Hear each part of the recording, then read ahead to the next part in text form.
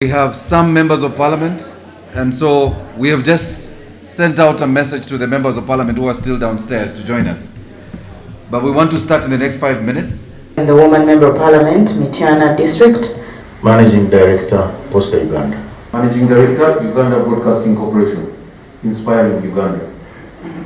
Through the Ministry of ICT, government has over the years come up with a gradual plan to decrease or reduce internet prices. We came from $1,200 per megabit per second.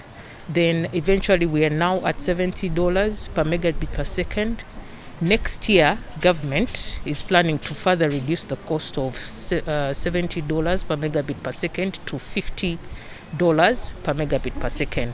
Yes, we have internet Wi-Fi hotspots in Kampala and Entebbe area.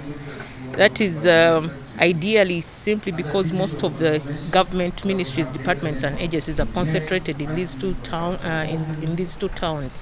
However, with the rollout of internet to sub-counties and towns in all areas of this country, we intend that as internet reaches a town or sub-county, then we'll have hotspots in those towns for citizens to enjoy services or access to internet in those areas.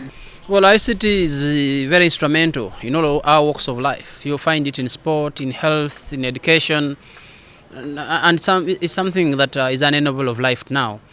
We consume a lot of services, we undertake a lot of activities using ICT, and particularly the internet.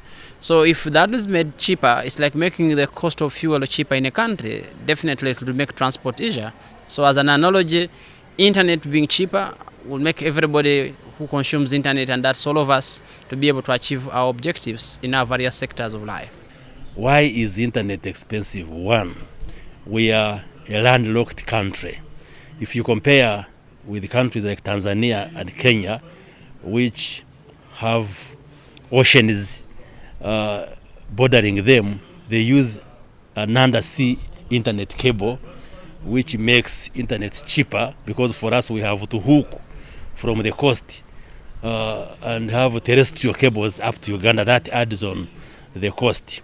Secondly, the penetration of internet has been low because we haven't laid the fiber cable to the rest of the country. So you find the users are still few, and that also speaks to a higher cost. But if we expand the infrastructure and we get many Ugandans hooked on the internet, then this also brings down the cost.